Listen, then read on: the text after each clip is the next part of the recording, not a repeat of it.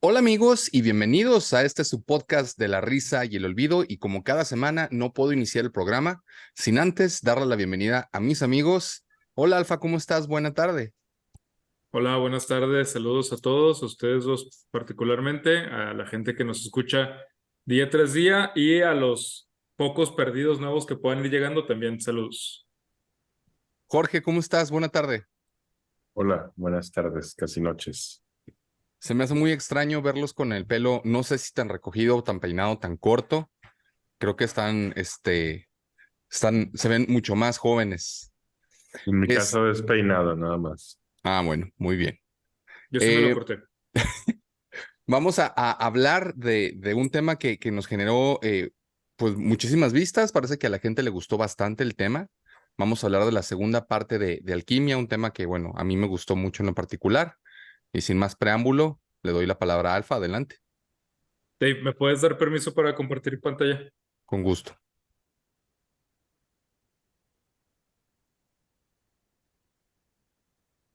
Listo. Agradecido. A ver, bueno, vamos aquí. ¿Ya se ve? Es correcto, Pandilla. lo vemos. Ok. Bueno, eso es importantísimo. Antes de empezar esta parte 2, como una muy breve recapitulación de la parte uno, y cualquier duda que vaya surgiendo, la van haciendo. Rápido, también antes quisiera mandar saludos a Alejandro Esteva, que llegó a nuestras vidas por ser amigo de Márquez, uno de los amigos con mayor historial en la vida de Márquez, pero la verdad es que pues es una persona que nos ha acompañado todo ese tiempo y comenta mucho, y es bien padre ese tipo de participación porque él está normalmente viendo o escuchando, y en el minuto que se le ocurre una pregunta, ahí mismo la pone, y como que pone el minuto y el segundo en el que se le va ocurriendo y crea una buena conversación.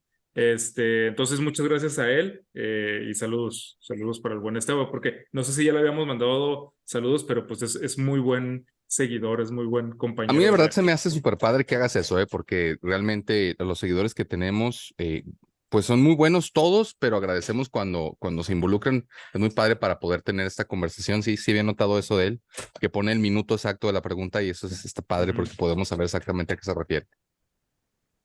Saludos, Esteban. Y además cumpleaños hace poco, hace como 2 semanas, finales de julio.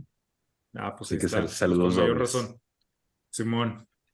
Muy bien, estamos hablando de la alquimia, y la alquimia pues es un asunto como de mucho, el nombre atrae, ¿no? El nombre es muy atractivo, pero ¿de qué se trata? Es como un asunto muy esquivo por la misma naturaleza, que es una... Acuérdense que ahorita estamos como en el ciclo o en la serie de esoterismo, y esoterismo quiere decir lo oculto. Y la alquimia, pues es uno de los grandes ejemplos del esoterismo, de lo oculto. Por su misma naturaleza oculta, pues es difícil saber exactamente de qué se trata. Yo entiendo la alquimia, que se divide como en tres grandes fases, que son estas: la mineral, la espiritual y la psicológica. Hay quienes, alquimistas, entienden la alquimia como la transformación literal del oro perdón, del plomo en oro, o ciertas sustancias, ciertos minerales, como de bajo valor, en oro o también en plata. Y la búsqueda de la piedra filosofal, que es para alcanzar la vida eterna, ¿no? Como la búsqueda meramente mineral o material. Y esas transformaciones, esas transmutaciones, como las llaman, las hacen o las intentan hacer en hornos llamados atanores. Y esa búsqueda no es una búsqueda, digamos, química, sino alquímica, y voy a explicar la diferencia, yo creo que al final de este episodio. Hay quienes entienden toda esta búsqueda, el historial y lo que se ha escrito sobre alquimia, y las enseñanzas de los grandes maestros alquimistas, que serían los filósofos herméticos, como una metáfora de una transformación y de una superación espiritual. A final de cuentas, ahorita vamos a ver en qué se dividió la parte mineral, pero los espirituales, porque hay una mineral espiritual, hay una que es mineral y espiritual, dicen, no, nada de eso es, o sea, los puramente espirituales dicen, nada de eso es verdad, o sea, no hay verdad literal ahí, es todo metáforas del alcance espiritual para llegar a la gran obra quiere decir volver al gran espíritu que es Dios, ¿no? Y en ese sentido, en los espirituales hay alquimistas espirituales que son muy profundamente islámicos, unos que son muy profundamente judíos y unos que son muy profundamente cristianos / católicos. Como que esta simbología tan rica y tan viva de la tradición alquímica da para hacer adaptaciones e interpretaciones hacia la espiritualidad o hacia la religión que tú de alguna manera busques, básicamente estas tres grandes monoteístas, ¿no? Y luego está la psicológica, cuyo gran, el que la fomenta con mayor ahínco y el gran padre de la alquimia psicológica es Carl Gustav Jung, el viejo Jung. Los muy celosos de la mineral y los muy celosos de la espiritual odian a Jung, lo detestan porque Jung fue muy famoso y fue muy influyente en decir que toda la tradición alquímica es metáfora, pero de una transformación psicológica para la integración humana, y también habla del alma y también habla de una integración con la divinidad, y todo eso lo voy a explicar a profundidad después, pero no en los términos que ellos quieren. Y ellos dicen, no, esto es metáfora meramente espiritual. Los otros dicen, no, esto no es metáfora, esto es real. Y el hecho de que Jung se haya hecho tan famoso y que haya tenido tantos seguidores, como que desvirtúa lo que para ellos es el camino real, el camino verdadero. Este episodio, junto con el anterior, es un pequeño repaso por la tradición, digamos, mineral, la tradición material, aquellos que en verdad creen que hay una transmutación física de materias del cobre, del plomo al oro. Y sobre todo me voy a enfocar en aquellos que son alquimistas minerales / espirituales, porque dentro de estas dos hay algunos que son muy menospreciados, muy vilipendiados, que son los que nada más quieren la transformación material sin el espíritu, y a esos les van a tener un nombre despectivo y van a ser como completamente echados a la basura. Esta es una imagen de lo que les decía del atanor, de uno de los atanores de los hornos alquímicos, que no son como hornos normales, y en donde fíjense que aquí hay pues todo está lleno de símbolos, siempre en los grabados alquímicos, en los dibujos alquímicos, siempre hay muchísimos símbolos. Y aquí, por ejemplo, vemos a un hombre con un báculo que puede ser un representante de la filosofía hermética, puede representar el báculo de Hermes, o muchísimas cosas. Ya luego explicaré un poquito la simbología de todos estos grabados, pero aquí podemos ver un atanor y aquí un alquimista que está haciendo de las suyas, ¿no? El atanor está con el fuego, y lo más probable es que esté fundiendo algo o esté evaporando algo para separar materiales. Esta es como la imagen tradicional en la cultura popular que tenemos del alquimista, que es como este anciano medieval que está haciendo sus experimentos locochones, súper raros, y pues tratando de conseguir éxito en sus experimentos, ¿no? Entonces, un par de cosas al principio. Los primeros testimonios de todas esas prácticas de los que les estoy hablando se remontan hasta China, y en la misma China ya vamos a poder encontrar la diferencia entre aquellos que buscan el oro, o sea, la transformación material, la transmutación material, y los que se van por el lado espiritual. Y como este recorrido del episodio anterior y son materiales, por eso ya no continué con los espirituales chinos, que son los taoístas, pero también tienen mucho que aportar ellos. Pero ahorita nada más estábamos hablando como de los materiales, ¿no?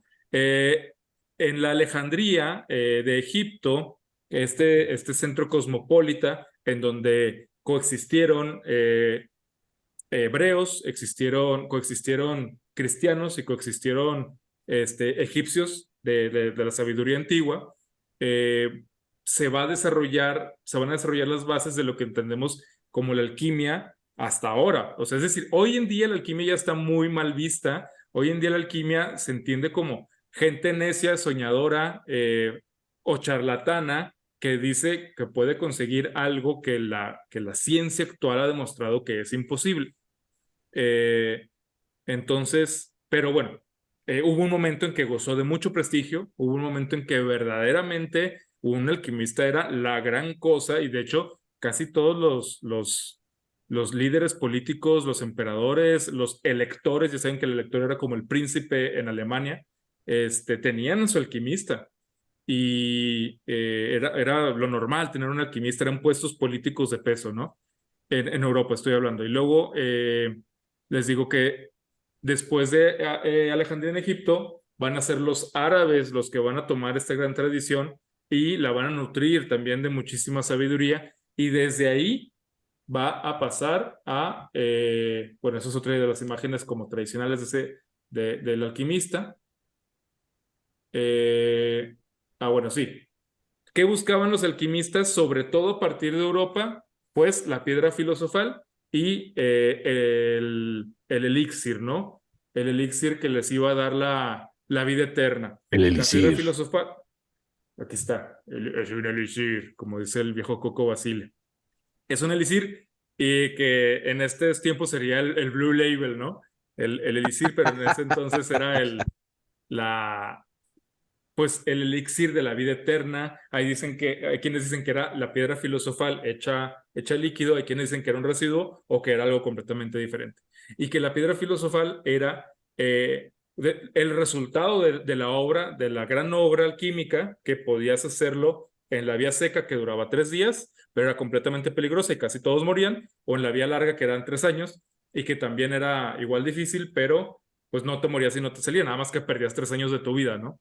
Y la piedra filosofal, el resultado de eso, y con la piedra, el polvo de la piedra, ya lo mezclabas en un experimento muchísimo más sencillo, digamos, una operación alquímica mucho más sencilla, y sacabas de ahí oro o sacabas plata.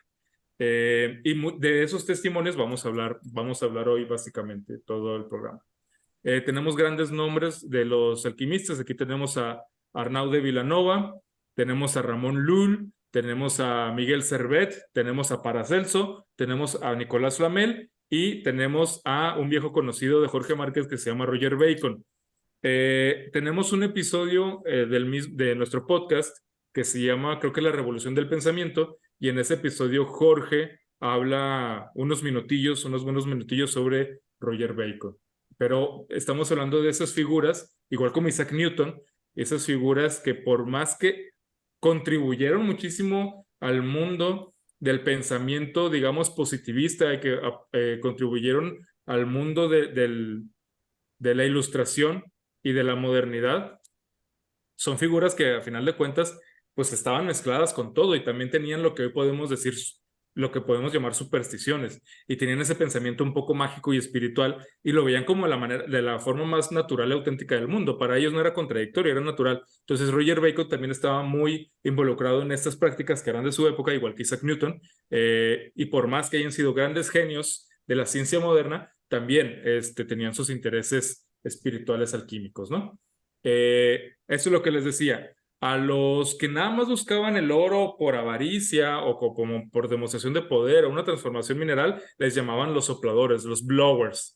Y era muy despectivo. O sea, si tú eres alguien que está nada más queriendo encontrar oro, pues eres una porquería, porque no has entendido absolutamente nada de la gran obra, no has entendido nada de lo que se trata esto. ¿Y de qué se trata esto? Les decía en el episodio pasado, en la tabla de Esmeralda, ahí viene como el resumen de toda la obra alquímica, y es que así como está escrito en el cielo, así está escrito aquí. Y todas las leyes que están en el cielo son las mismas leyes que se replican aquí. Y nosotros solo somos agentes de transformación para revelar ese gran misterio que ha mandado el Padre, ¿no? Y a nosotros nos toca separar digamos, lo grosero de lo sutil, lo feo de lo bonito, y nosotros somos estamos llamados a encontrar como esa divinidad y esa espiritualidad que también está en la materia.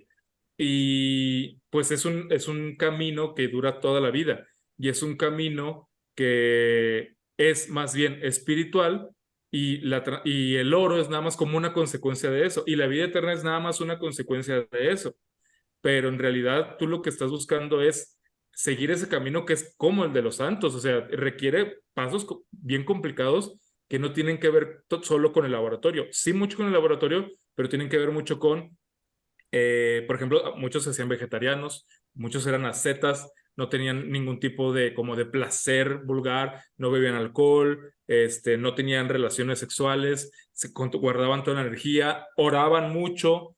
Hoy podríamos decir meditaban mucho, pero en realidad se entregaban a oraciones de su religión y vivían toda una vida dedicada a eso. Y estudiaban a lo estúpido, estudiaban astrología / astronomía y trataban de encontrar el día perfecto, la hora perfecta para los procedimientos adecuados, arriesgaban sus vidas, quedaban en bancarrota y era mucho eso, o sea, el dedicar toda la vida a esta gran obra mandada por el Padre, mandada por pues, el Padre Dios, para poder encontrar estos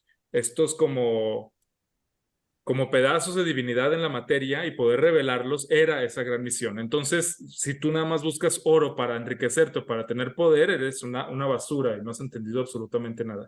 Y a diferencia de los sopladores están los adeptos. Los adeptos son esos de los que les estoy diciendo, por eso se llaman adeptos. Ningún gran maestro alquimista se autoproclamaba maestro, se autoproclamaba señor de la sabiduría o lo que sea. Eran adeptos, eran seguidores, seguidores y seguidores de su religión y seguidores de la gran obra que prácticamente nunca acababa. Incluso aunque pudieras lograr una transformación exitosa con la vía seca, con la vía rápida, seguías en el camino y seguías aprendiendo. De estos adeptos vamos a hablar a continuación. ¿Comentarios, dudas hasta aquí? Dave levanta el pulgar. Márquez se me queda viendo como si hubiera bebido 8 cervezas en 2 segundos. No, nada Sí. más me parecía importante, así rápido, del capítulo pasado, sobre todo los que iniciamos en esta aventura alquímica, que esta parte que dices fue la que más me impresionó y que me dejó algo, que el alquimista no es aquella persona que únicamente buscaba el cambiar, vamos, el plomo al oro, sino realmente el alquimista era aquel que buscaba trascender y encontrar estas partes, como tú lo dijiste, de divinidad en la tierra y encontrar la verdad y poder trascender como a algo más allá. Entonces, esa parte del alquimista, por lo menos en lo general, creo que es bien importante rescatarla, ¿no? Y no un simple soplador, Sí. como ya lo dijiste. Y además el nombre está en gacho, ¿no? Soplador. Marquiño. Bueno, ya nada más puntualizar algo rápido. Yo hablé de Francis Bacon. Roger Bacon es también un filósofo escolástico, pero bueno, él es antes que Francis, pero también creía en la experimentación, entonces, de todos modos, aplique el comentario. Sí, pero no, sí, no tanto porque yo dije vayan a eso a verlo, no, pero cuando vayan allá van a escuchar de Francis Bacon y yo estoy hablando de Roger Bacon. Tienes razón. Yo hice ahí un cambio de nombres. Muy bien. Entonces, aquí lo que tenemos es una imagen de algo, de una cruzada, ¿no? A partir de las cruzadas ustedes saben que es un encuentro terrible, es un encuentro desastroso, pero a final de cuentas es un encuentro de Occidente y Oriente cercano, ¿no? Entonces, en este encuentro sí va a haber mucha contaminación en el buen sentido de la palabra, va a haber mucha influencia, a pesar de que se odiaban y a pesar de que lo que más odiaban eran sus ideas y de que lo que más odiaban, o sea, era estar influidos por el otro, pero a final de cuentas va a terminar sucediendo. Entonces, en Europa, gracias a este encuentro de, pues digamos, de culturas, les va a llegar el alquimista que les decía, Jebir, y le van a leer un libro en particular que se llama digamos, la Asamblea de los Filósofos o la Turba Philosophorum. Y la Turba Philosophorum no es de un gran alquimista, es como pues un libro que está ahí donde ponen, es como el banquete de Platón. Es como el simposium en donde pone a muchos filósofos hablando, desarrollando ideas, pero ya está, digamos, influido por todas estas ideas neoplatónicas y por todas estas ideas de la filosofía hermética y de la alquimia.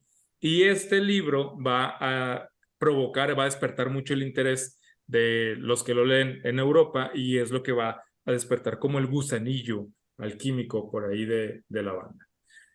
La alquimia en Europa, ya en particular, o sea, específicamente en Europa, no es algo, digamos, laico ni separado de la espiritualidad. es estrictamente cristiana.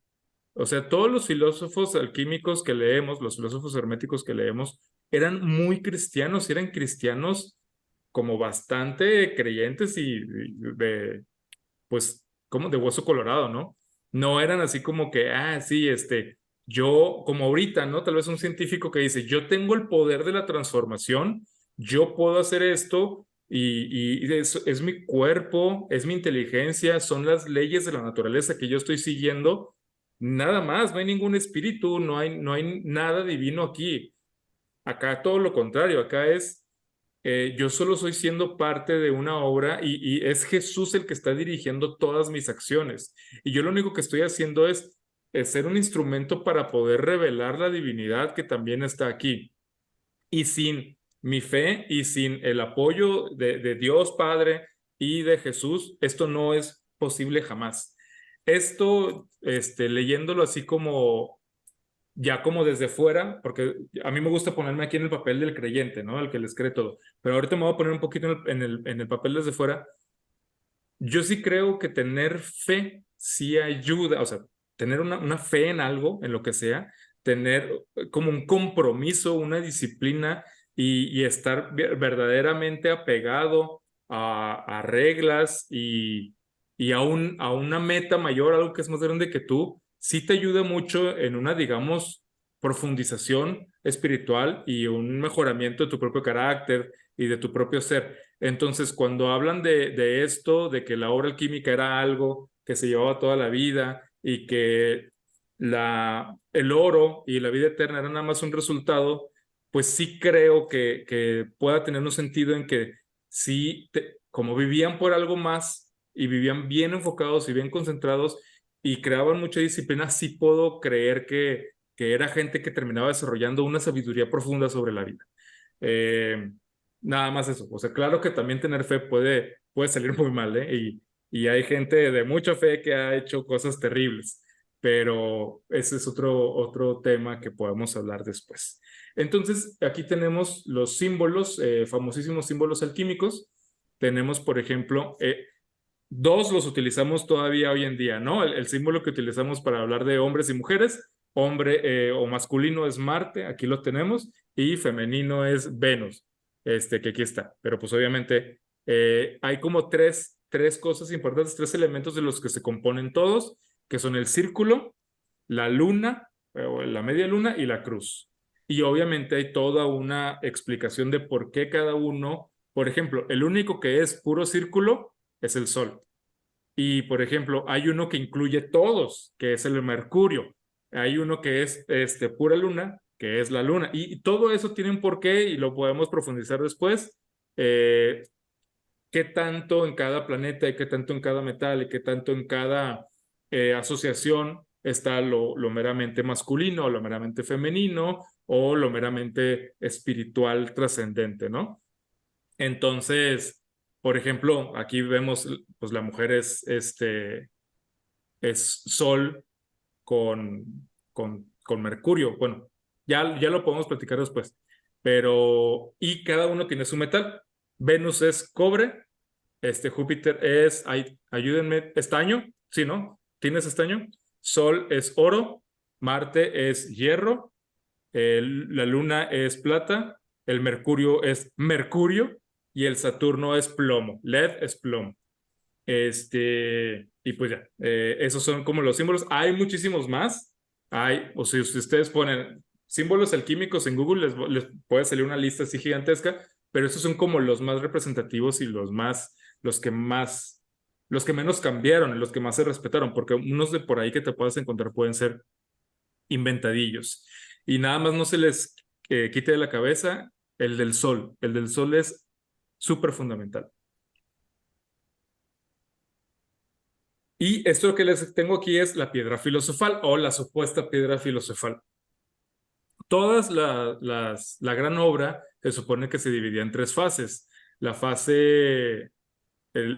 primera fase que digamos de la muerte, Nigredo, porque también al principio todo cuando se quemaba o cuando empezaba su transformación, pues se hace negro, ¿no? Se carboniza. La fase blanca, albedo, que es la fase de la, digamos, purificación, transformación o deslindamiento de la materia. Y la última parte, la parte roja, rubedo, que es donde todo se convertía ya en esta gran materia roja que iba a arrojar la piedra filosofal.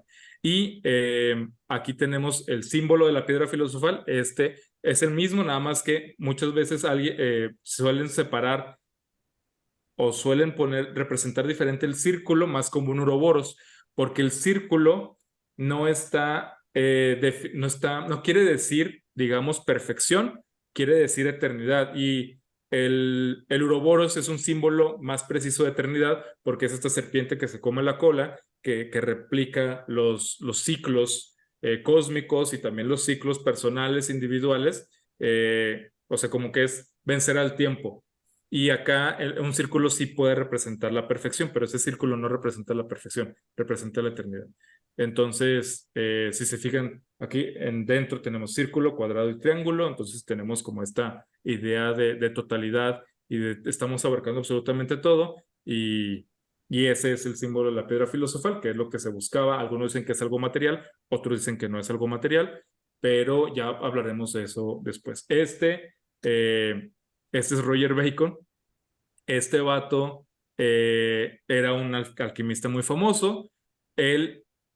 Había algunos de estos que, como aquí vemos, como igual Matusalem, ¿no? Tú lees la Biblia y ves que Matusalem vivió, no sé, 400 años, pero igual y puede ser que nada más hayan vivido como 80 años, cuando la esperanza de vida era 37. Entonces ya eso te puede empezar a dar de qué hablar, de que, algo hizo, algo No, descubrió. y a lo mejor por eso también se tenía- convirtió en un mito, ¿no? O sea, pasó 3 generaciones y esas 3 generaciones a lo mejor la atañían otros 2, ¿no? Porque el Claro, promedio de vida era muy, muy pequeño. exactamente. Entonces, sí, o sea, por ahí podemos ir pensando que también podría ir creándose la leyenda tal cual como dice. Y él decía, sin experiencia es imposible comprobar la verdad. Entonces no puedes comprobar la verdad si no tienes experiencia. Entonces, él es como lo que decimos de nuevo Oppenheimer, o sea, la teoría solo te puede llevar hasta cierto lugar, la teoría solo te puede enseñar tanto, ¿no? Tienes que experimentar y tienes que vivir, y él es como de las primeras grandes figuras de la alquimia europea que va a dejar escritos y que va a influir a los demás y que va a inspirar a otros a hacer esta búsqueda. Un hombre obviamente religioso, un hombre profundamente religioso. Este es Arnaud de Vilanova y él es el primer, digamos, testimonio real de una transmutación con testigos. Se supone que él sí dijo, no, yo ya acá encontré la piedra filosofal, pude hacerlo, cáiganle a mi laboratorio y les voy a enseñar todos. Y todos, oh, sí, a ver, estamos hablando de 1300, o sea, de estos años del siglo XII, digo, del XIII, XIV casi, y muy poca gente podía escribir y mucha menos podía leer. No quiero decir que no es verdad, lo que quiero decir es que era muy fácil falsificar información, ¿no? Y era muy fácil escribir leyendas como si fueran verdad.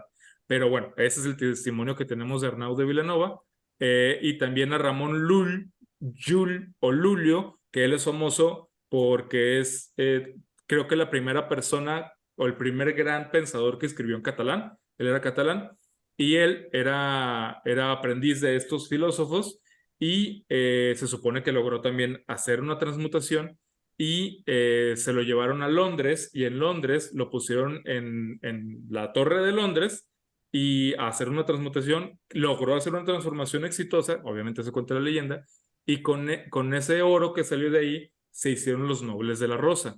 Y esos nobles de la rosa son, sí hay como, pues sí, testimonio de que sí existieron esos nobles de la rosa, que eran monedas de oro, y se supone que cuando los estudiaron tenían un oro más fino del que se tenía en esa época y del que se había encontrado. Ya después los historiadores actuales descubrieron dijeron, esto del oro que es más puro puede ser, pero vamos a dejarlo a un lado. La época en la que pudo haber vivido Ramón Llull no coincide en nada en la que dicen cuando se hicieron estos, y no coincide en nada con el rey inglés, que se supone que fue Eduardo IV, creo, cuando dicen, o sea, no, o tercero, no hay nada que coincide en eso. Entonces, es imposible que si incluso un alquimista pudo haber hecho esto, haya sido Ramón Lull, ¿no? Entonces, ya, es leyenda. Y vamos a llegar a uno de los... Hay como dos grandes figuras que van a ser como el arquetipo del alquimista europeo, que son Nicolás Flamel y Paracelso. Y Nicolás Flamel, como podemos ver aquí, es del siglo XIV, y él era francés, y él era, era una persona muy humilde. Y él nada más era escribano, copiaba, hacía testimonios de bla, bla, bla, decía sí, todo eso, y era pobrecillo, pobrecillo. Y cuenta la leyenda, y de mucha de esta leyenda es porque él la dejó escrita, pero sí hay cosas muy reales, o sea, es un hecho que existió, es 100% real que existió, y muchas de las cosas que les voy a decir sí están comprobadas. Entonces, él mismo cuenta que cae en sus libros, en sus manos este libro, y que lo compró, no sé, vamos a decir por 100 pesos, y compra este libro dorado de gran tamaño, escrito básicamente en griego, con muchas imágenes que él no entendía. Él no entendía, y tenía cosas de hebreo, pero estaba escrito básicamente en griego, pero lo cautivó, lo sedujo, lo hipnotizó, lo dejó sin dormir, le provocó malestar físico, así como que se volvió completamente adicto al libro, lo repasaba, se lo aprendió casi de memoria, todas las imágenes, trataba de relacionarse de alguna manera con ellas, entenderlo, pero no podía. Y escrito en muchas partes del libro estaba esta, Maranatá. Maranatá, que es en hebreo quiere decirlo así como, ya viene el Señor, o el Señor se acerca, el Señor está por llegar. Y a mí me parece pues una frase, esas son dos palabras hebreas juntas y aparece en la Biblia y todo, está preciosa, ¿no? Maranatá, o sea, que te digan, ya viene Dios, ya viene el gran momento, ya viene la revelación. Y entonces él se sabía alguien no educado, él se sabía alguien no preparado para entender estas cosas difíciles, estos misterios. Entonces acude al prácticamente el único gran sabio que conocía, que es el maestro Anselmo, ¿no? Y va con el maestro Anselmo y no le dice que tiene el libro, le dice, oye, vi un libro y me fascinó y recurrí a él varias veces, pero no es mío, yo no lo tengo en mi poder, como para que no quisiera quitárselo, para que no lo matara y no sé, porque él sabía que había algo muy poderoso ahí, pero que él no podía entender qué. Entonces le dice, mira, tiene estas imágenes, está escrito en griego, tiene esto y esto, y el maestro Anselmo, así como que decía, esta imagen puede ser esto, y luego dices que viene cosas en hebreo, lo habla, y el maestro Anselmo así con las descripciones que le iba dando, iba tratando de interpretar, y como que sí le atinaba muchas cosas, o como que sí se emocionó mucho el maestro Anselmo. Y Nicolás Flamel lo tenía en la cabeza todo el libro, entonces él dice, este libro nunca lo vas a poder entender porque es una obra más grande, no está hecho con inteligencia o con sabiduría terrenal, o sea, viene dictado del más allá, ¿no? Entonces él le dice, tienes que hacer el camino de Santiago, tienes que hacer la gran peregrinación. Obviamente hacer el camino de Santiago no significa literalmente, o sea, según la leyenda, sí, literalmente hacer el recorrido a Santiago de Compostela y de regreso, pero es la expresión alegórica de hacer un camino espiritual hacia tu propio interior, hacia el core, el núcleo más profundo de tu espiritualidad y salir de ahí. Es trabajar, este peregrinaje es dejar de vivir tu vida normal, es hacerte de nuevo humilde, es seguir el camino de alguien más, es sacrificar tiempo, es sacrificar esfuerzo físico, es sacrificar horas para otra cosa, para oración, y llegar a ese fondo y poder salir con ese tesoro y volver a tu vida, ¿no? Entonces, Nicolás Flamel obviamente dice, hice el camino literalmente, y obviamente la leyenda está bien padre porque dice, justo cuando íbamos a llegar a Orleans, digo, al Camino de Santiago, se muere el maestro Anselmo, ¿no? Así como, o sea, recurres al viejo, el viejo te revela el secreto, y cuando va a llegar contigo, cae muerto, bien, bien épico, bien dramático. Entonces dice, pues y ahora ya estaba solo yo, y yo ya no tenía ningún maestro, yo tenía que enfrentarme a esto. O sea, sí podemos entender que esto es como el lenguaje alegórico de todo esto. Hace su camino de Santiago y luego en su propio testimonio dice que después de 3 años de regresar y de empezar, logra hacer una transmutación. Creo que hay testimonios escritos probablemente de que hizo 3 transmutaciones, pero lo que sí es real es que se hizo millonario, o sea, se hizo millonario de la noche a la mañana, y su fortuna fue tan escandalosa que llegó a oídos del rey Carlos y le mandó, creo que el mismísimo ministro de la moneda, a espiarlo y a preguntarle del origen de su fortuna y todo eso. Y tenemos, o sea, tenemos las cosas físicas que él compró, son casas que estaban ahí en París y donó muchísimo dinero a una abadía y mandó en la reconstrucción y en el crecimiento de esa abadía, pusieron, no sé, contrató pues a sus maestros acá, escultores, símbolos alquímicos. Y mínimo eso es real. O sea, si todo lo demás no vamos a creer de Nicolás Flamel, sí hay que saber que sí se hizo rico, era una persona que no tenía otra manera de hacerse rico. Se casó con una mujer llamada Perenel, creo. Sí, Perenel. Y ella, Perenel, ¿no? La vida perenne, ¿no? O sea, también está raro. Y ella era la que era medio, tenía un poquillo más de lana. Ella era la que lo mantenía. Él era un muerto de hambre ahí, mantenido por la esposa. Y de repente, millonetas. Y ya lo investigan y dicen, no, este hombre es súper bueno, es súper fiel, es un gran cristiano, daba mucho dinero a la iglesia, daba mucho dinero a los pobres, casi todo el dinero que tuvo en su vida lo donó. A su hijo no le dejó mucho dinero, de hecho no le dejó casi nada de dinero, creo que es su sobrino, porque no tuvo hijos, sí, es su sobrino, pero le dejó su tratado alquímico y le dejó polvo de su piedra filosofal. Y se supone que él y su esposa bebían del elixir y hasta que un día decidieron marcharse y se supone pues que andan por ahí, ¿no? O sea, la leyenda dice pues que todavía andan por ahí o ya un día decidieron dejar de tomar el elixir y pues ya decidieron descansar.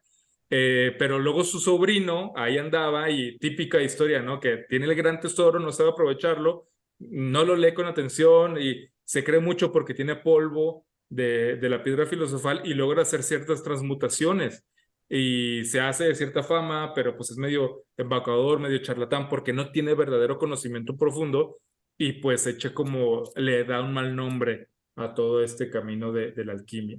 Este motivo de el alquimista, el verdadero adepto, que tras muchísimos años de estudios y tras muchísimos años de entrega y de ser el adepto y logra encontrar la piedra filosofal y que luego le da polvo a los demás para que hagan transmutaciones, es muy recurrente en toda esta época de la alquimia europea. ¿Y a qué se refiere? Se supone que estos hombres hacían esto para que la gente tuviera fe, para que la gente creyera. Era como, te voy a compartir el milagro, no para que haya oro por ahí y no para hacerte rico a ti, sino porque la gente al ver lo que hace que es esto, o sea, la posible. transformación material, vas a ver que es posible y vas a ver que no es obra humana y vas a ver que o sea, es obra de Dios y del más allá. Y entonces, imagínate, Dave, que de repente llega acá fulanito, ¿no? Y nos enseña eso. Pues obviamente nos vamos a cagar y obviamente vamos a estar impresionados y vamos a decir, pues yo quiero seguir ese camino. Y lo que dice es, la esperanza era que el que se impresionara tanto quisiera seguir el camino, que siguiera el camino verdadero espiritual y que para poder hacer eso tengo que cambiar mi vida y tengo que ir al más allá, ¿no? Entregarme a Dios profundamente y hacer una transformación. Entonces era como por eso. ¿Y por qué no lo hacían ellos? Porque los grandes líderes políticos y los grandes generales, todo eso, pues querían ese oro, entonces tenían mucho miedo de ser encarcelados y tenían miedo de que los pusieran de esclavos a hacer las transmutaciones porque decían, o me muero o nada más estoy haciendo oro para alguien que lo quiere y si de hecho quiero hacer eso, ni siquiera me va a salir. Y porque de eso no se trata. O de que me salga y nada más lo estoy haciendo rico a un hombre que no ve más allá y un hombre tonto, obtuso, avaro, que no está entregado al Señor, pues no, entonces yo no quiero tener ese problema, ¿no? Entonces yo mejor me voy tranquilo y le dejo a estos batillos cierta polvo de la piedra para que vayan llevando el testimonio, ¿no? Para que vayan llevando este mensaje, este pequeño milagro y la gente empieza a tener fe en el Padre, ¿no? Entonces, ese motivo se repite mucho. Se supone que este hombre, Jacques Corazón, él era un alquimista que logró hacer una transmutación exitosa y que con esa tuvo mucho dinero. La leyenda dice que le dio tanto dinero al rey de Francia para financiar sus guerras que él lo nombró ministro del tesoro, o sea, era el jefe de Hacienda este vato. Y luego hay dos, los que lo defienden y los que lo acusan. Y dicen, este vato en realidad se hizo rico, o sea, llegó a ese puesto embaucando al rey porque eran préstamos que él pedía, y cuando llega ya empieza a robar muchísimo dinero y empieza a pagar sus deudas y se empieza a hacer rico él robándole pues a la tesorería francesa. Dicen que era el encargado, no de Hacienda, perdón, era el encargado de todo el dinero que salía de Francia al extranjero. Entonces, por ejemplo, si Francia tenía una deuda con el reino de Venecia, y decía, no, pues ahí está, págales tú, él era el encargado de pagarles. Entonces, él llegaba a Venecia y le decía, pues esto es lo que hay, me dieron nada más 2,000 ducados, ¿no? Y pues, y cuando el rey le había dado 200,000 y se quedaba con el resto del vato. Entonces, los que lo atacan dicen que hizo eso y los que lo defienden dicen que nada más utilizó esa posición de poder para lavar su dinero, para encubrir el dinero que él sacaba de sus transmutaciones alquímicas. Porque cuando sacas dinero de transmutaciones alquímicas, oro o plata de transmutaciones alquímicas, pues te van a empezar a perseguir y te van a empezar, no te quieren encarcelar, ¿no? Y de hecho él compró minas de plata y dicen lo mismo, que era como para lavar su dinero habido por las transformaciones, las transmutaciones alquímicas. Oye, Alfa, ¿me permites hacer un apunte así súper rápido? Antes, es que, pues si no va a pasar, así súper rápido. No, adelante, Nada por más supuesto. de Nicolás Flamel, me parece fantástica su historia. O sea, yo cuando había escuchado de él, te soy sincero, por las obras de ficción donde sale, yo pensé que era una obra totalmente mítica, que era una leyenda como Arturo, como Merlín. O sea, ahorita que estás diciendo que no, que realmente sí existió y que evidentemente hay misticismo alrededor de él, que es entendible. Sí. Pero qué increíble que haya existido y que su fama y todo lo que llegó a ser, pues haya trascendido de esa manera. Se me hace fantástico. No sabemos realmente cómo logró acuñar tanto dinero, pero el simple hecho de que él era un alquimista, pues lo hace todavía más grande y lo hace todavía más fantástico, ¿no? Y se me hace muy padre el apunte al final de que, bueno, él sí realmente buscaba siempre el camino real alquímico y no buscaba el enriquecerse, ¿no? O sea, como sí lo hizo su sobrino y que no supo manejarlo. Se me hace todavía que hace más grande su leyenda. Se me hace fantástico que sí haya existido. Nomás quería hacer ese apunte porque había escuchado mucho de él. Evidentemente, para mí, por lo menos era el más famoso que yo había escuchado, y nunca pensé que realmente hubiese existido. Sí, sí, que existió y luego ya mucho puede ser adornado por leyenda, pero es bonita la leyenda, sí, enseña bonitas cosas. A mí también me gusta, pues sí, me gustan mucho estas leyendas, por eso las cuento. Bernardo Trevisano, es alguien que también se supone que, igual como Jacques Coeur, logró una una transmutación exitosa, y el vato se creyó mucho y el vato despilfarró sí todo su dinero. Es como una especie del hijo pródigo, como que tuvo este gran tesoro muy rápido y se lo despilfarró, como George Best, ¿no? Que dice, toda mi fortuna la gasté en alcohol y mujeres, el resto lo malgasté, ¿no? Así igual era Trevisano, que todo lo gastó haciendo excesos y después cayó en la ruina. Y después cayó así completamente homeless, completamente destrozado, completamente mal. Y cuando estaba en ese estado, cuando estaba todo destruido, cuando estaba todo arrepentido, cuando estaba todo sintiéndose que destruyó y despilfarró su vida, logró una segunda transmutación y logró encontrar la piedra. Porque en la primera, hay veces en que se supone que haces transmutaciones, pero no logras la piedra. Pero lo verdadero es encontrar la piedra y la piedra te va a ayudar a hacer transmutaciones. O sea, aquí se supone que él encuentra la piedra y es como cuando se ilumina y escribe uno de los textos más influyentes de toda esta época, que se llama El Sueño Verde. El Sueño Verde, y está muy interesante ese Sueño Verde, pero sí tocó bien locochón. Y no es para todos, es solo para los más locochones, pero está chido, ¿no? El Sueño Verde, del viejo Bernardo Trevisan.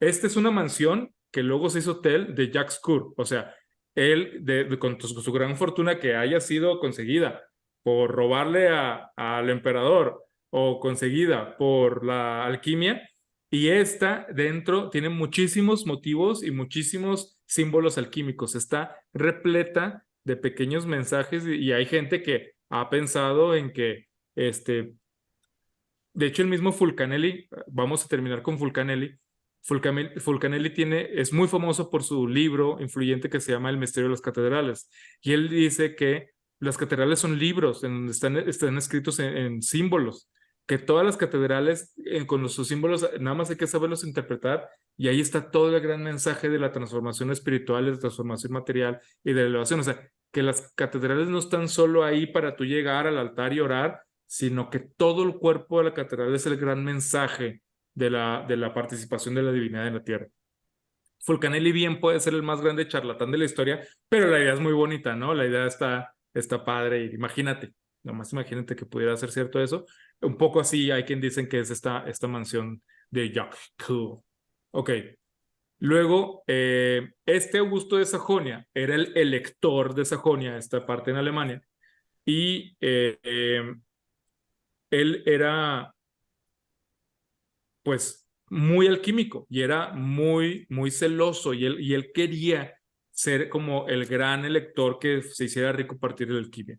Entonces tuvo varios alquimistas que cuando descubrió que eran charlatanes o cuando no le cumplieron, los terminó matando. Así él, o sea, yo te tengo aquí, te voy a poner tu laboratorio, te voy a dar el tiempo que tú me digas que te vas a tardar para hacerlo, pero al final quiero pruebas y quiero hechos. Y si no me los entregas, cuello, así cuello. Ya había matado a 2 vatos y llega Büter, y él, tal cual, o sea, le dice, no, yo sí lo voy a lograr, yo sí voy a poder, y al parecer, justo cuando estaba por cumplir su momento, él decide más bien suicidarse porque sabía que no le iba a poder entregar nada de resultados y en lugar de sufrir la ira de Augusto de Sajonia, pues mejor decidió él mismo desvivirse para no tener mucho problema. Este asunto del alquimista que se termina suicidando no está un poco común, o sea, se repite varias veces. Algunos dicen que era por honor, otros dicen que era porque ellos mismos se sentían fracasados, porque ellos mismos decían que sí lo iban a poder lograr, ellos sentían que sí lo iban a poder lograr o repetir, y otros que dicen, pues sí, o sea, pero bien que viví mis últimos años a costa de este vato y no me importa, ahorita me muero, pero lo estafé y viví 3 años al máximo, ¿no? Como un pequeño príncipe. Entonces, este mismo tema se repite seguido. Y vamos a llegar a uno de los más interesantes de todos, el otro gran arquetipo del alquimista europeo, que es Aurelius Philippus Theophrastus Bombas von Hohenheim, mejor conocido como Paracelso. Paracelso, él va a ser, les digo la diferencia, porque Paracelso va a cambiar la orientación digamos, de la búsqueda del poder alquímicos. Él va a crear algo que se llama la espagiria. Y la espagiria, él es el primer espagirista, según esto, y él es el más grande espagirista, es toda la búsqueda de la identidad y el poder de la transformación en transmutación alquímica para curar a los demás, dedicado a la salud, dedicado a la medicina. Entonces, es como, si podemos transformar un material, un mineral que no tiene, digamos, vida como nosotros, de eso a oro, ¿por qué no podemos dar vida al cuerpo? ¿Por qué no podemos sanar? ¿Y por qué no podemos, pues, hacer este don para los seres humanos? Y entonces, él hace este cambio y lo que cuentan de él era que era un hombre como muy renacentista en el sentido en que le sabía todo, le sabía absolutamente todo, era un genio de todo, pero era una persona absolutamente insoportable. Era un pesado, era un soberbio, estuvo en 9 diferentes universidades y de todas lo corrieron por soberbio y por sangrón, porque retó a todos, porque humilló a todos y porque no solo, o sea, era así, sino que muchas de sus cosas eran polémicas de por sí y también por su actitud. Entonces se ganó muchísimos enemigos y lo empezaron a perseguir y tuvo que andar huyendo de un lugar para otro, tuvo todos los trabajos del mundo, se protegió con todos los que pudo hasta que también se cansaban de que este vato pues, era insoportable, o sea que tenía una arrogancia absoluta porque él sentía que ya sabía todo y tal vez sí ya lo sabía todo y terminó como médico militar de un señor perdido por ahí y, o sea, de ser como el gran sabio europeo de su época, terminó como en un mediquito súper menor de un señorcito, ¿no? Y él es esta gran figura del alquimista que huye, del alquimista que es repudiado, del alquimista que tiene que esconderse y en lugar de poder ocupar la gloria que le correspondería por su gran genio, termina viviendo así lo más atemorizado y lo más pequeño del mundo. Y él va a inspirar mucho a uno de mis libros favoritos de toda la vida, de mi escritora favorita que se llama Marguerite Yourcenar. Hablo muchísimo de ese libro, lo repito, no me arrepiento de nada. Léanlo 1000 veces. Se llama Opus Nigrum. Opus Nigrum, o sea, la alquimia se le llama Opus Magnum, la gran obra. Y este libro se llama Opus Nigrum, la obra negra. Y el protagonista se llama Zenón. Y se supone que está medio inspirado en el abuelo de Marguerite Yourcenar y en Paracelso. Entonces, por ejemplo, la misma historia de Paracelso la va a vivir Miguel Servet, pero Miguel Servet va a estar perseguido por la Inquisición. Porque si bien muchos de estos se creían verdaderamente auténticos cristianos, va a llegar un momento en donde la iglesia va a decir, pues no lo son, porque ¿quiénes son estos soberbios para decir que ellos tienen el poder de la divinidad? Y están buscando ser dioses, están buscando transformarse en dioses para lograr cosas que solo el divino nos puede dar y nos puede quitar. Entonces están entrando en territorios que no le corresponde a un ser humano. Entonces, herejes y malditos y hechiceros y todo, y fueron brutalmente perseguidos y sus libros quemados, y por eso también se escondían tanto.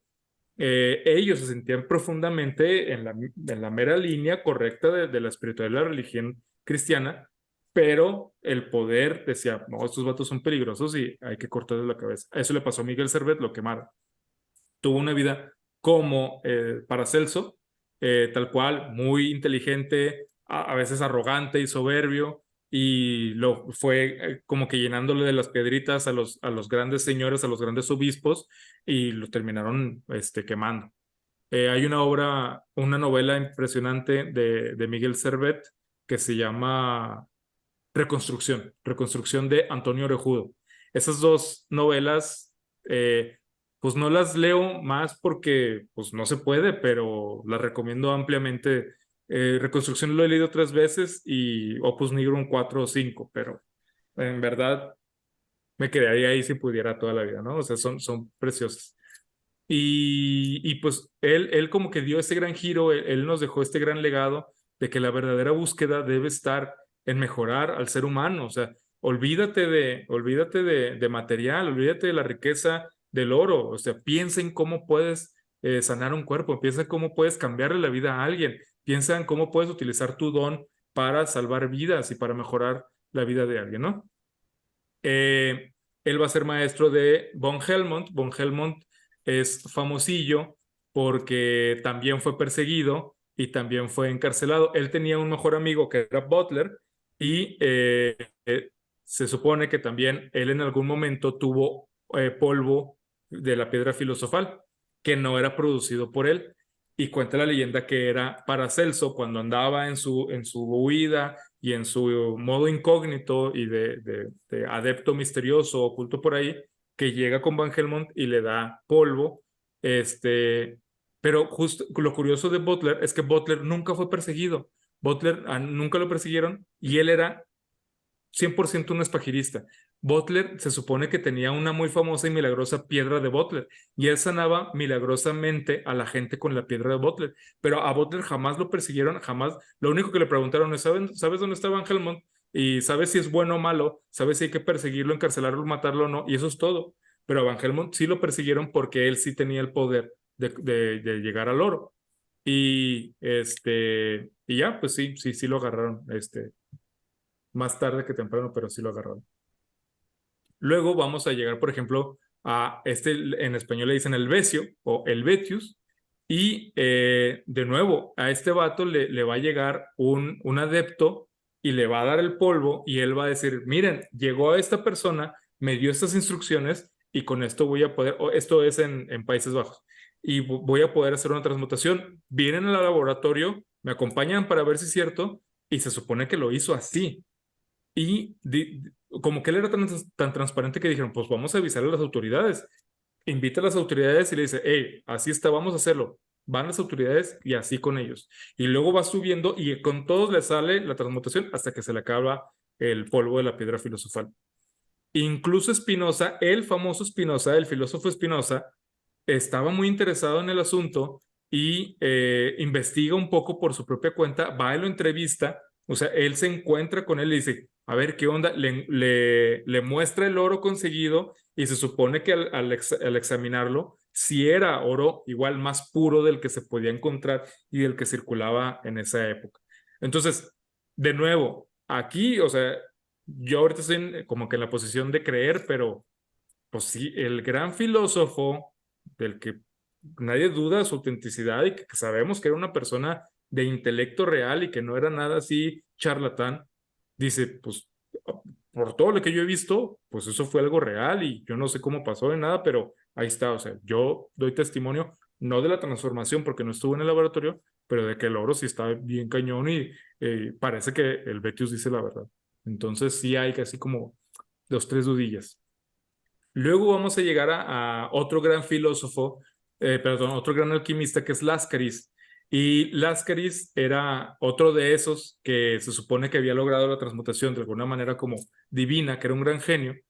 Y él tuvo dos discípulos, que eran Delille y Böttger.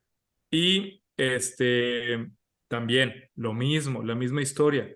Se supone que Delille estaba así tirando barra un día y se le aparece ya Láscaris retirado o ya Láscaris muerto, ya Láscaris lo que sea, y le deja polvo y logra hacer unas transmutaciones, pero luego se lo empiezan a pelear los emperadores, se lo empiezan a pelear los príncipes y él decide tirar todo y huir.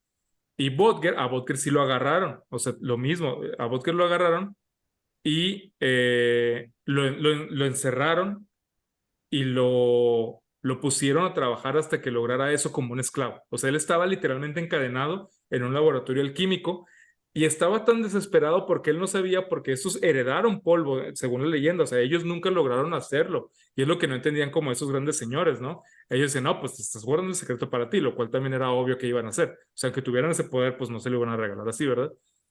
Y estuvo tan desesperado trabajando como alquimista oficial que no logró las transmutaciones alquímicas, pero lo desarrolló la porcelana sajona, la porcelana europea, que es muy famosa y que le dio muchísima fortuna al rey de esa época, al elector, y que sí lo hizo rico y sí lo hizo millonario, pero por ese tipo de porcelana, porque estaba tan metido en el laboratorio todo el tiempo, tratando de encontrar algo que no encontró tal vez el camino espiritual, pero encontró algo químico meramente como una transformación y pues sí logró algo. Entonces un tesorillo por ahí sí le dejó, pero pues de esos casos muy pocos que logran encontrar algo de provecho o algo útil, porque en realidad la mayoría terminan mal, se terminan suicidando, no les va nada bien. Luego, por ejemplo, vamos a tener a James Pearce, que él se supone que trabajó en secreto mucho tiempo y de nuevo lo agarraron, le pidieron muestras y él dijo, claro, se las voy a dar, yo sé hacerlo, bla, bla, bla. Lo pusieron ahí le dieron, creo que no sé, tipo como una estancia en Cambridge, en Oxford, una de esas, y le dijeron, no, pues en un año tengo todo esto, denme todos esos materiales, ahí te va. En un año les hago la prueba. Y luego, no, pido otra prórroga de un año. Le dieron la prórroga de un año. Y cuando ya se cumplió la fecha, se supone que dijeron, ya vengan. Y como que ya nadie le creía, ya lo iban a correr, ya lo iban a meter a la cárcel por estafador. Y que nada más llegó una persona así como a ver qué hace y se supone que se deprimió tanto por eso que mejor ahí mismo decidió suicidarse porque ya había perdido su prestigio.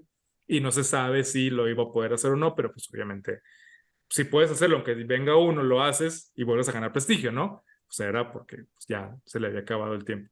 Y Mary Jane Atwood es también famosa porque ella se supone que su papá era alquimista y aprendió muchísimo de su papá alquimista, y luego se casó con un sacerdote que ella le enseñó a él, y juntos empezaron así a hacer muchas cosas, y escribió un gran tratado de sabiduría hermética y de alquimia, y sacó unas 100 copias y lo mandó así con el publisher y todo esto. Y ellos sentían que ese libro iba a transformar la humanidad porque era muy bien escrito, estaba concentrada toda la sabiduría ahí, ya no había dejado ningún secreto, y lo sacaron. Y luego, después de tiempo, ella tuvo un ataque de ansiedad, tuvo un ataque de pánico por la información que estaba ahí, porque dijo, es que esa información sí es buena, sí es verdad, pero no están listos para ella. Y al contrario, en lugar de ayudar a la humanidad, le va a afectar mucho. Entonces, le dijo eso a su esposo, y los dos, corriendo, trataron de recuperar todos los ejemplares que se habían distribuido para quemarlos.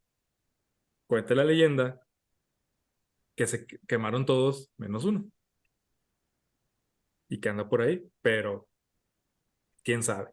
Pero bueno, la historia es bonita porque si hay algo que enseña la alquimia, los caminos alquímicos, es esto. O sea, no se te oculta el gran saber solo por ocultártelo.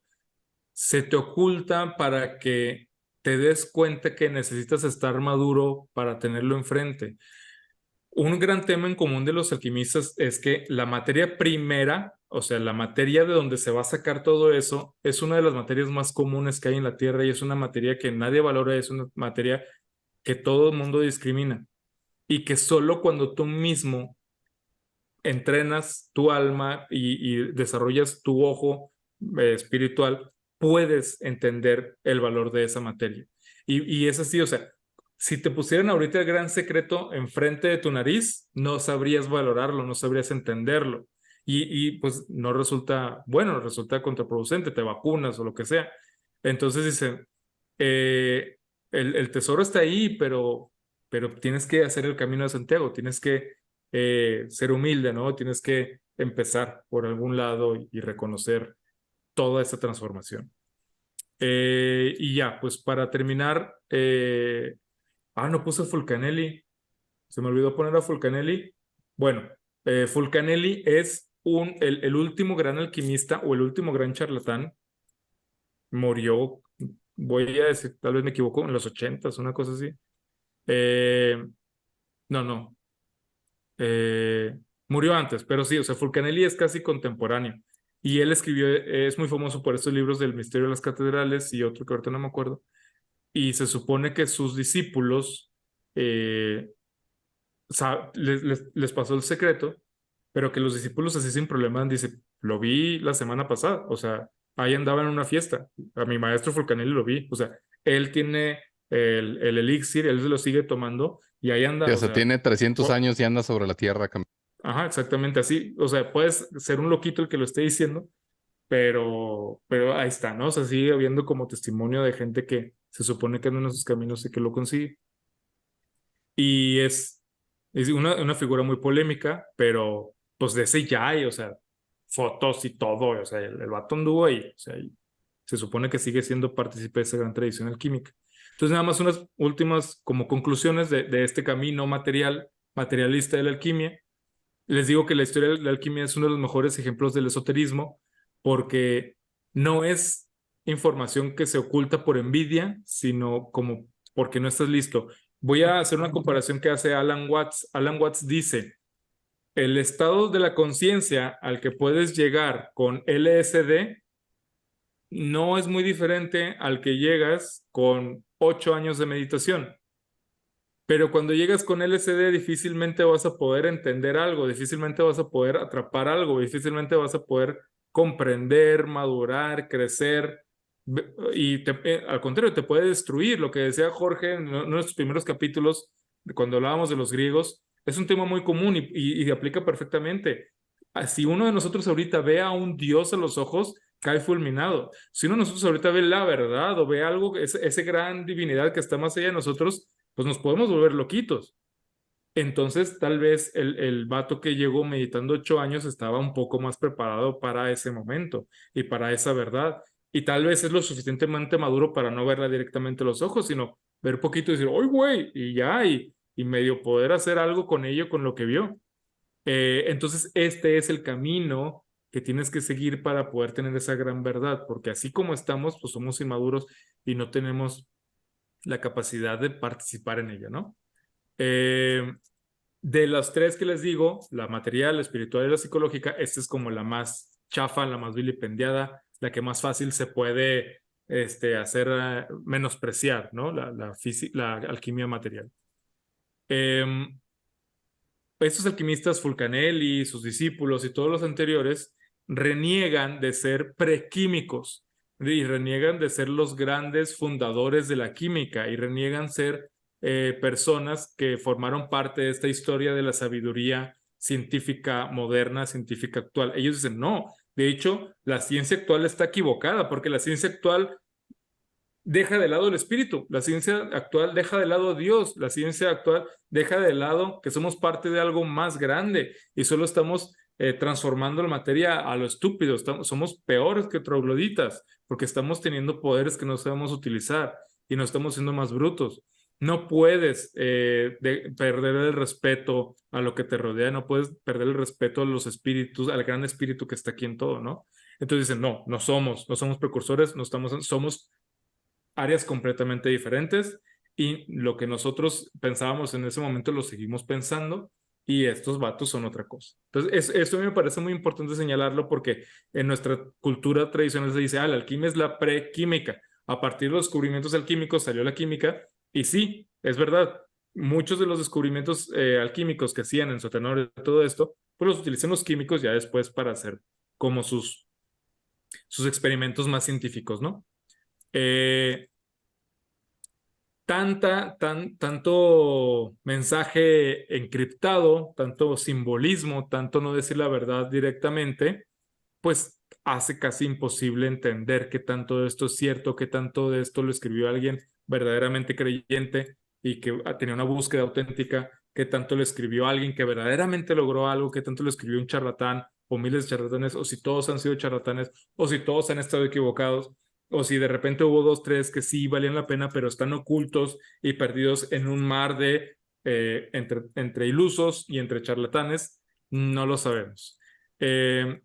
Los de la tradición alquímica espiritual y la tradición alquímica psicológica dicen, sí, estos símbolos tienen su razón de ser. Y yo lo interpreto así y dan su gran explicación, ¿no? Cada uno por su cuenta, que ya lo explicaremos después en otros episodios. Y esto también es importante. Yo que, insisto, trato de mentalizarme y decir, bueno, vamos a darles el beneficio de la duda. Por hoy, en toda esta lectura y por todo esto, soy un creyente. Pero incluso dándoles el beneficio de la duda, no hay pruebas contundentes de la autenticidad de los logros de los adeptos. Uno, aunque quiera emocionarse y aunque quiera creer, las pruebas no son contundentes. Esta es una fe casi ciega para poder seguir con esto. Pues, y tal vez, o sea, ellos se defienden, pues sí, no, esto es fe. Pues el primer paso es tener fe en este Dios que no se le va a revelar a los obtusos, que no se le va a revelar a los que quieren todo fácil. O sea, a Tomás cómo le fue porque no tenía fe y hasta tuvo que meter el dedo en la llaga de Cristo. O sea, incluso Tomás, que Tomás es una figura muy, muy especial y ya vamos a hablar de él después, porque Tomás significa el gemelo. ¿Pero gemelo de quién? Judas Tomás. Hay quien dice que era el gemelo de Cristo, tal cual. Pero esos son los gnósticos los que aseguran eso. Pero es una leyenda muy bonita, muy interesante, que ya podemos platicar después.